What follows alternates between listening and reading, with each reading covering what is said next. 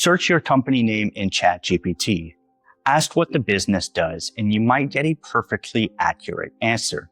But that test tells you very little about what ChatGPT will say when a real customer starts asking buying questions. They will ask whether you are reputable, whether you fit their situation, who your competitors are, and which company they should hire.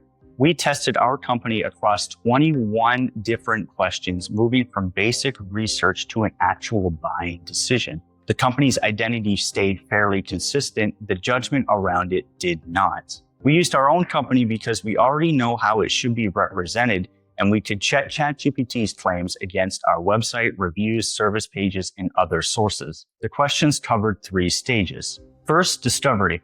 What does this company do and who does it serve? Then trust. Is it reputable? What evidence supports that? What concerns should a buyer know about? Finally, decision. Is it a good fit for this type of customer? Who are the alternatives, and which companies would ChatGPT recommend if we removed our name from the question completely? Now, this was not an attempt to test every possible prompt. That would be impossible. Change the buyer's industry, location, budget, priorities, or wording, and the answer may change again. The point was to see what stayed stable as the intent changed, where ChatGPT relied on clear evidence, and where it started to fill in the gaps for itself. At the beginning of the test, the results were reassuring. The questions were basic. What does our company do? Who does it serve? Is it reputable? On those questions, ChatGPT did a good job. It understood the main services, how they fit together, and the types of businesses we work with. It also found real trust signals, company history, third-party reviews, and repeated comments about support in long-term client relationships. And that's particularly important because it shows that ChatGPT was not simply guessing from a company name. It had enough consistent information to build a fairly accurate picture. But even here, the answer was not perfect. When a service was not emphasized clearly on the website, ChatGPT sometimes treated that as proof that the company did not offer it. And when it found a small number of critical reviews or comments, it could turn those into a broader concern about the business. That's an important distinction. A source can be real without the conclusion being fully representative. For a business, the crucial lesson is to not repeat the same bad positioning everywhere. It is to make the important facts easy to verify. Your website should make clear what you sell, who it is for, which problems you solve, and how your main services fit together. Those signals should also match what appears on your profiles, review sites, partner pages, and other third-party sources. The same applies to proof. A 5-star rating is useful, but a detailed rating explaining the client's problem, the service delivered, and the result is much more useful. You see, if a person has to assemble your positioning from several blank pages, ChatGPT may assemble it incorrectly too. At this stage, though, the overall picture was still reassuring. The bigger shift came when we stopped asking what the company was and started asking whether someone should hire it. The first real change appeared when we asked whether a small B2B service company should hire us for a website redesign, SEO, and ongoing support. ChatGPT gave a positive recommendation. It understood why the service combination made sense and why one provider could be more convenient than coordinating several vendors. But then the answer became much more precise than the evidence allowed. It decided that the ideal client had between 5 to 100 employees. It scored different capabilities out of 5. It also described the company as less suitable for advanced strategy, conversion optimization, premium copywriting, and highly customized work. Now, some of those conclusions were reasonable interpretations. Others were clearly not supported by the sources. That is where the answer stops being a simple description and starts influencing a buying decision. ChatGPT is no longer just describing the business, it's deciding who should hire it, where the limits are, and when another provider may be better. And those judgments can influence a real buying decision, even when they come from gaps in the available information rather than the documented facts. Your business can reduce that ambiguity by being much clearer about fit.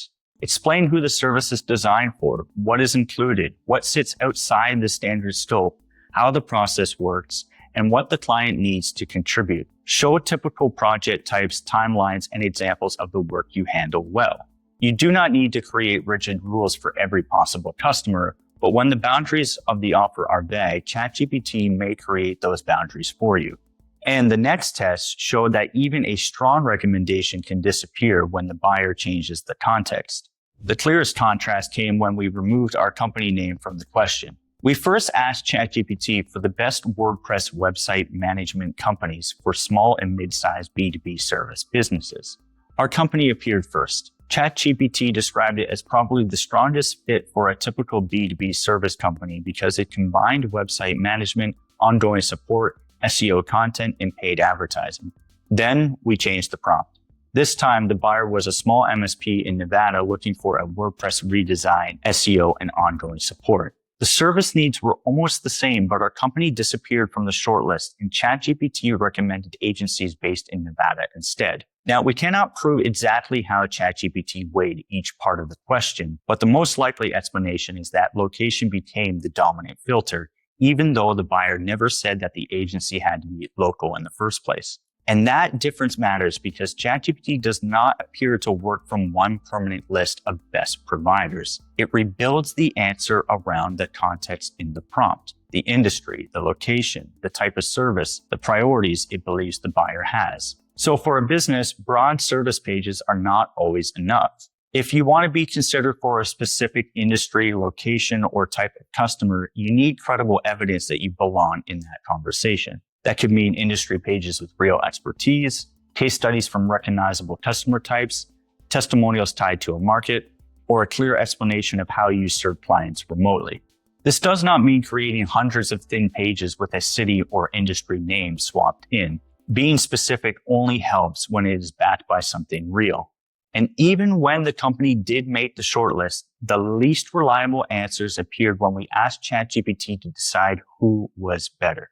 The weakest answers appeared when we asked ChatGPT to compare our company with alternatives. It recommended different agencies for better SEO, better paid advertising, stronger strategy, and a more personalized service. Now, some of those companies are genuinely good options. The problem is that the sources did not prove that they were better for a comparable client.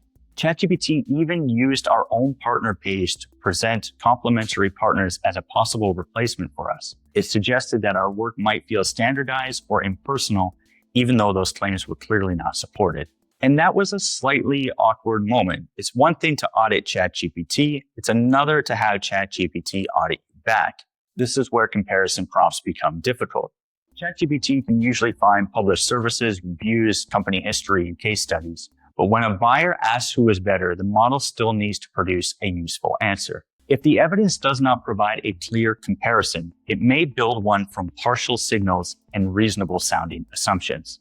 Now, you can't control every comparison a potential customer may ask. There are too many combinations of industry, location, budget, priorities, and wording. But you can give ChatGPT better evidence to work with. Make your differences specific. Explain how your service model compares with the common alternatives in your category. Show which type of customer each option suits, what buyers should compare, and where the trade-offs are. Now, that does not require publishing aggressive pages claiming that every competitor is worse. A useful comparison might explain when a freelancer makes sense, when a specialist agency is better, and when a company needs an ongoing outsourced team. That gives both the buyer and ChatGPT a more accurate framework than a vague claim that you offer a better service. The same principle applies across the entire audit. Check how ChatGPT describes your business. Check the proof it uses to decide whether you are credible. Then test whether you appear when the buyer asks for a provider without mentioning your name. Change the industry, location, priority, and see what happens.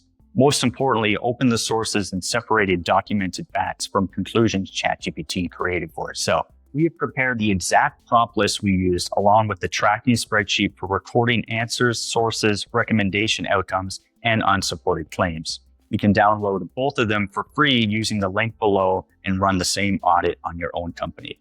Now, you will never cover every possible question. That is not the goal. The real test is not whether ChatGPT can describe your company when you give it the name. It is whether the evidence around your business still holds up when the customer starts deciding. And that is when a flattering company summary stops being enough. A vague service page, an unclear market focus, a missing case study, or a thin review profile may seem like a small gap on its own. But when ChatGPT has to compare you with another company, those gaps can become part of the recommendation. Use the prompt list and tracking sheet below to find them before a potential customer does. You can't control every question people will ask, but you can give ChatGPT stronger evidence than assumptions when it comes to deciding whether your company belongs in the answer. If you found this video helpful, consider subscribing to our channel. We publish videos about AI, SEO, and WordPress every week.